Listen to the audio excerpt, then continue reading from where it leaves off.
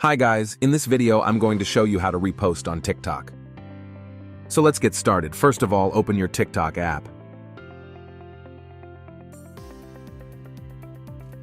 Then once you find a video that you want to repost, you can just hit that share icon. And that's where you can easily find this repost option at the top left corner. And all you have to do now is just simply tap on repost. And now it says you reposted. Also, you can add comments to your reposts. So in that simple way, you can share any video with your followers. So if you want to see the reposted videos, simply tap on the profile icon. And then tap on the repost icon just right here.